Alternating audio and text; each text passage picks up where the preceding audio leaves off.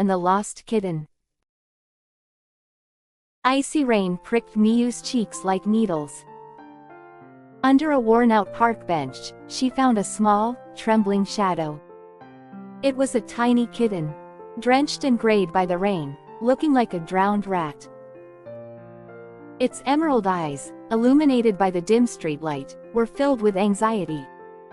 Miyu gasped and gently reached out to the kitten. Its tiny body was cold, like an ice sculpture. Her parents had strictly forbidden any pets, citing their allergies. But Miyu couldn't bear to abandon this small life. She secretly brought the kitten into her small room, filled with stuffed animals and her favorite picture books. As she gently dried the kitten with a warm towel, a sweet scent of steam and milk filled the room. She offered a small saucer of milk, and the kitten cautiously began to lap it up with its pink tongue. The tiny warmth seeped into Miyu's cold fingertips. Miyu named the kitten Shiro because its dry fur wasn't gray, but a faint cream color. Shiro was affectionate and always followed Miyu around. When Miyu played the piano, Shiro would sit quietly beside her, listening to the gentle melody. Shiro's little throat would purr in time with the music. The sound was like a special magic that soothed Miyu's loneliness. Miyu gave Shiro her cherished teddy bear. Shiro snuggled up to the teddy bear and fell asleep peacefully. But the happy times didn't last. 1 week later, while Miyu was at school, her parents discovered Shiro. Waiting for Miyu when she returned home were her parents with stern faces and words that struck her like a hammer. "We're taking it to the animal shelter." Miyu burst into tears and desperately hugged Shiro. Shiro, not understanding what was happening, mewed uneasily in Miyu's arms. The tiny tremors pierced Miyu's heart.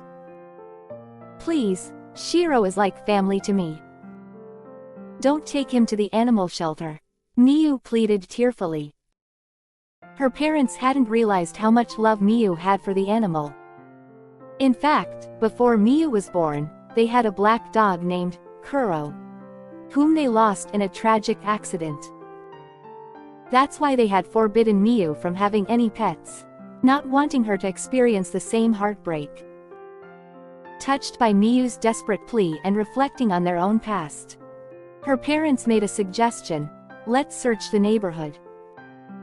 If Shiro is a lost cat, its owner must be looking for it." A glimmer of hope flickered in Miyu's chest.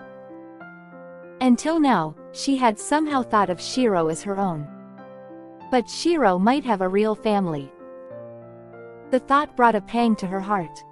But if it meant Shiro's happiness, it was the best thing to do. Clutching Shiro's photo and the teddy bear tightly, Miyu visited each house in the neighborhood. And at the last house, a miracle happened. The elderly woman who opened the door of the old wooden house teared up as soon as she saw Shiro's picture. "Oh, this a kitten," she murmured in a trembling voice. She took the photo from Miyu's hand and stared at it intently. Could this be my Yuki, who disappeared a week ago? The elderly woman invited Miyu inside and retrieved a photograph. It was a picture of a cat that looked exactly like Shiro. Yuki always slept with this teddy bear, the old woman said with conviction, looking at the teddy bear Miyu was holding. "I'm sure this is her." Miyu told her that Shiro was at her house. "I'll be right there," the old woman said, and returned home with Miyu. In Miyu's room, the old woman teared up again when she saw Shiro sleeping, nestled against the teddy bear. "Yuki," she whispered, gently picking up Shiro.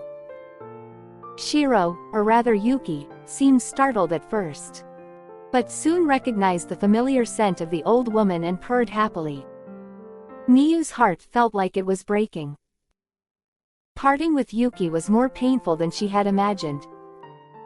With trembling hands, she handed the teddy bear to the old woman. "This is," the old woman asked. Yuki seemed to like it.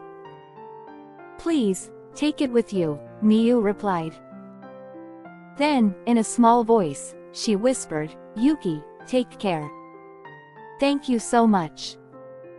The old woman smiled gently. "Miyu, thank you for taking care of Yuki. You can come visit her anytime," she said, squeezing Miyu's hand.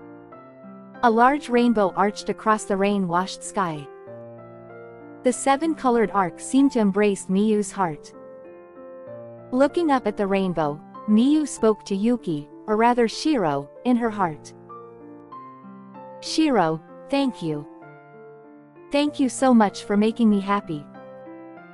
Through meeting and parting with Shiro, Miyu learned the preciousness of life, the joy and sorrow of loving, and the courage to let go. She sincerely hoped that someday she could live with an animal again, and looked forward to the day she could be reunited with Yuki. If you enjoyed this video, please like and subscribe for more.